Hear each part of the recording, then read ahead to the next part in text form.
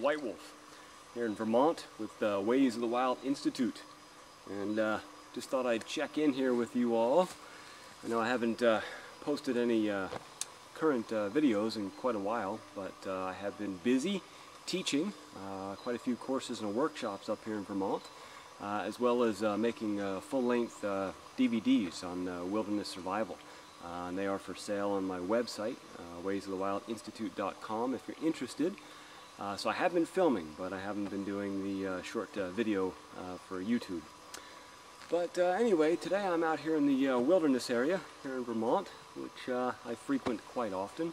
And I'm taking a little stroll. Thought I'd head to the high country. Haven't been up there in a little while. Been so busy. Thought I'd mosey on up there and take the camera along the way. Also thought I'd take advantage of this nice day, since this Hurricane Irene is supposedly going to come on up here tonight and tomorrow and give us quite a bit of rain. I guess they're calling for about 5 inches in this local area. And for this area, for one rain, that's a good amount. I mean, the ground will be running. But, you know, in all perspective, when I was down in Maui, I remember we had a rain one time.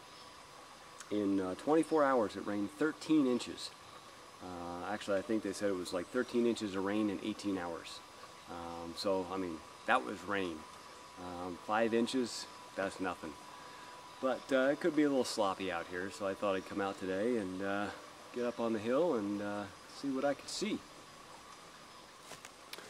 Now, this is just raw wilderness out here, and for those of you who are wondering, yes, this is the wilderness area where I do most of my teaching here with Ways of the Wild Institute.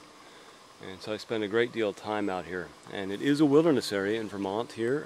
There are no trails, no human trails. I mean, there's lots of trails, deer trail and bear trail and all kinds of other stuff, but nothing human made. And goes up the well, it's got some lowlands, it's got some mountains here that are, well, I think the highest point is about 23 or 2,400 feet, something like that. I've been up there a number of times. Nice views, great wide open area. See if I can get there today, actually. But yeah, you can see that this is just raw land. Beautiful country. Not much use.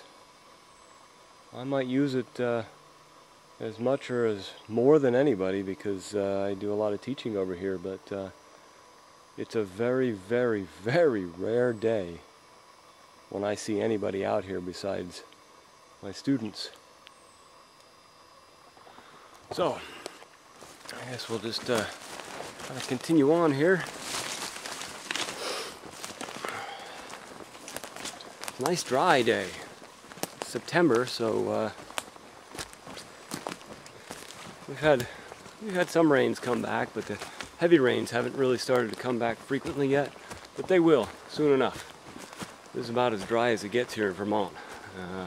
Vermont is usually a very, very wet state, which is why, of course, we have the green mountains.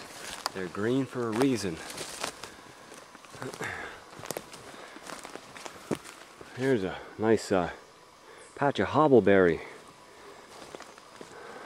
and you can see the berries on them, so you know it's late summer when the hobbleberry has red berries. But the red berries aren't ripe yet. However, you see the black ones there right next to them. Those are ripe. Quite tasty. You can go on up there and munch on them. Birds love them. So do bear. So normally when they're ripe, it's hard to find them. Since they're just starting to get ripe, you can find a few amongst the red ones. Normally it's a low-growing bush, real woody, tangly, which is why they call it Hobble Bush, because it can cover wide areas and kind of hobble you when you're walking. But if it's growing alone out in the middle of a little clearing or something, it can grow into a nice little like miniature tree, about 6, sometimes up to 8 feet tall. But beautiful. Out here in the middle of the wilderness area, away from cities, towns, roads, you can still hear the airplanes. Huge boulders just sit out here in the middle of the forest. Dropped here from glaciers a long time ago. Completely covered in moss because it's so moist. See that nice fern growing on top.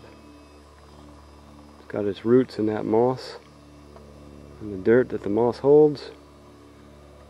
Leaf fertilizer. The rock garden. We have a lot of those up here in Vermont.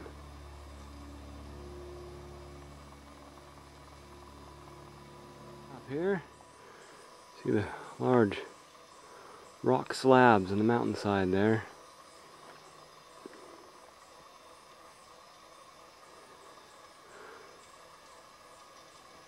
Beautiful country in here. Deer, white-tailed deer, moose, black bear. I've even found cougar in here.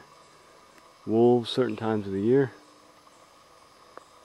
Wild turkeys, hawks, grouse, weasels, and fisher cats, porcupines, all kinds of wonderful critters. Just by the way, this is the wilderness area and landscape where I take people for 3 days and 3 nights who want to spend individual learning time with me. It's not part of my apprenticeship program. It is separate, and it's open to individuals or 2 people, whether it be couples or friends. And it is it's on my website. But what I do is I take you out here, and we camp out here in the wilderness for 3 full days and nights, and then the 4th morning we pack up and you head out. But it's time that you can kind of spend out here with me without the distractions perhaps of other people, other students. You can ask any kind of questions you want about your skills, about the wilderness, and I will show you hands-on techniques, gear it towards your personal abilities. Doesn't matter what skill level you are. You could be a complete beginner, you could be somebody who's spent years in the woods. It doesn't matter. The offering is open excuse me, open to anybody. But it is absolutely gorgeous country. And the next opportunity for this, because I vary it through different times of the year, is the beginning of this October. Got a rock slab there behind me. And I believe it starts October 3rd. And I do not have any sign-ups for this one yet, so if you're interested, you can go ahead and check it out. You can find it on my schedule page and then access it from there. I'm going to continue on here and start seeing out.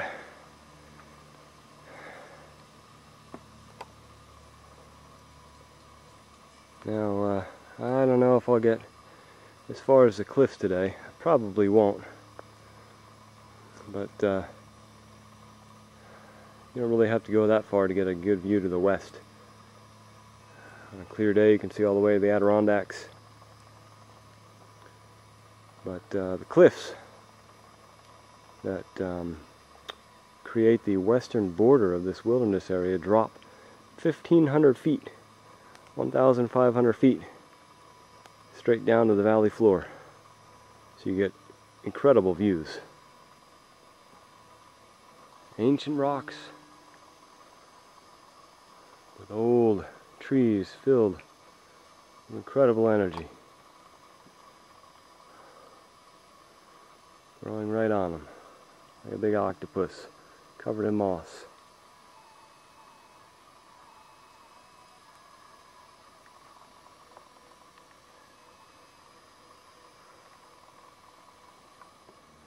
And start seeing out.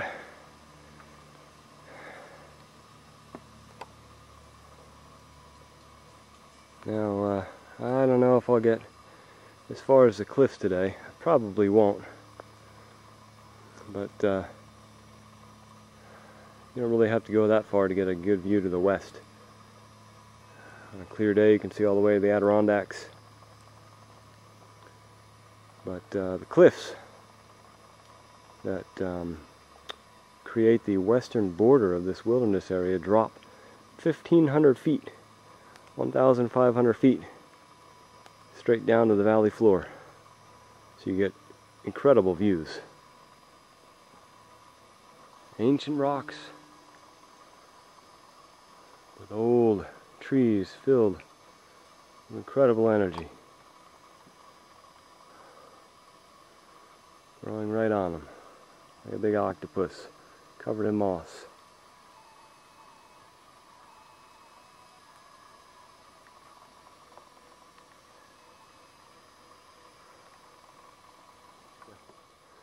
First major plateau at the top of the first ridge.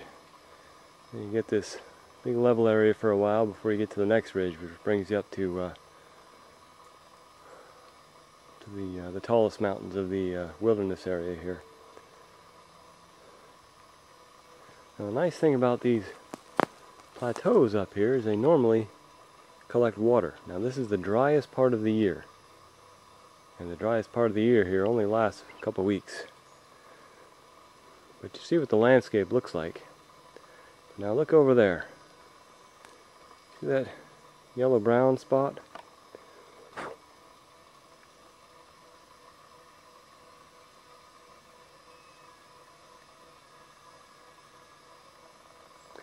That's a big fern grove, low spot. That usually marks water. Question is, in this driest part of the year, is there water there? Let's go look. Well, you see here, down these ferns, got some pretty wet mud. That's a good sign. What that means is, if you get down there and you start digging, that hole's going to fill up with water. So even in the driest part of the year, these low spots way up here on top of the mountains contain these seeps where you can get water from. Signs of moose. Let's see. Right now the camera's sitting on top of my head. So the camera's about 6'2" off the ground.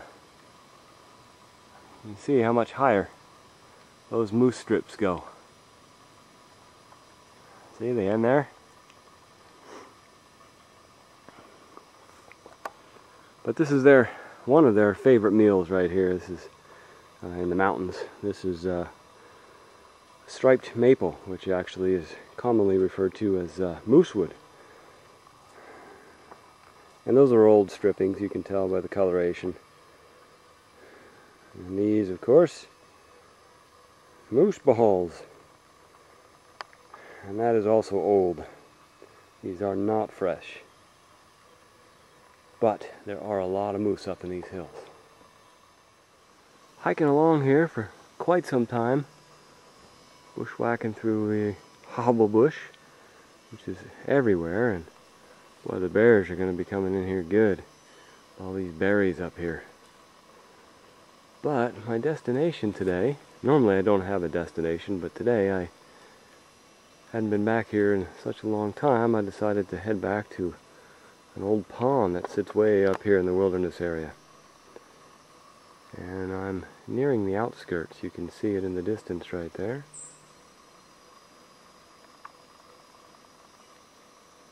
I head on over there quietly and see what we can find.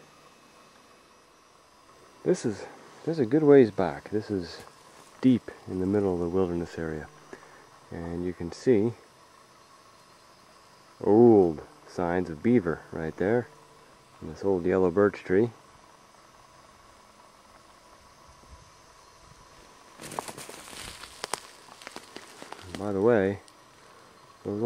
chips left by beavers. Those are good to collect. They make good fire starters. Good kindling.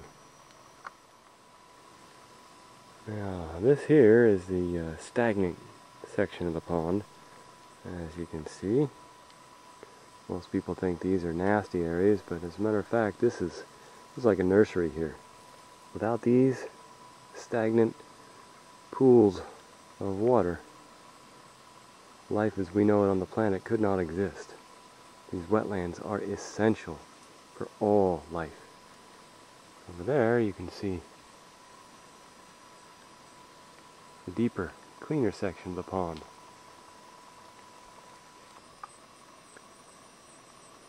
See this really old tree taken down by beaver a long time ago.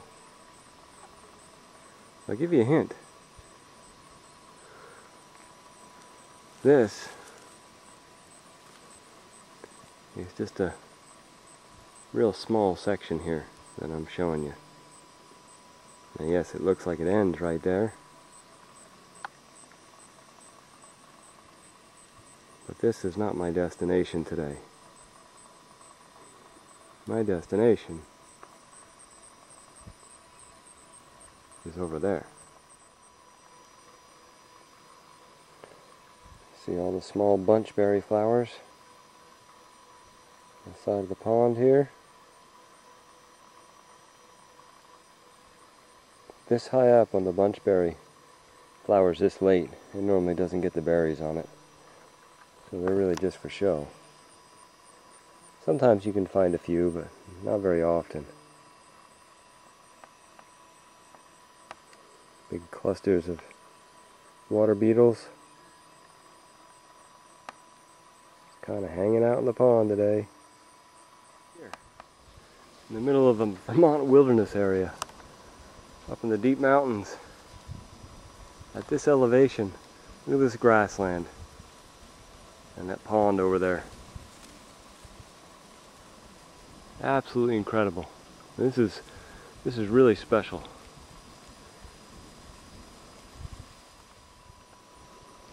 Food, shelter, water. This is a haven for wildlife. Now it's the middle of the day, so you're not going to see a whole lot out there. But you come here during dusk and dawn, and you will see a lot come through this area. And you would be surprised at how many critters are hiding in those grasses right now.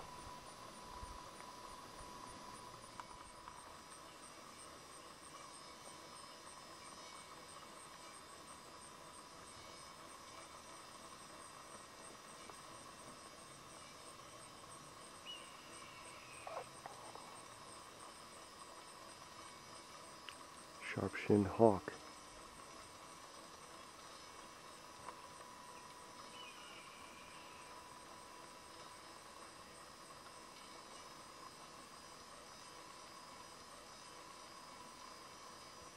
Not a single person up here but me. I'm going to wrap this little video up here. Just thought I'd drop in here and on my YouTube channel and say yes, I'm still around, still teaching, still making videos, and still spending a great deal of my time out in the wilderness.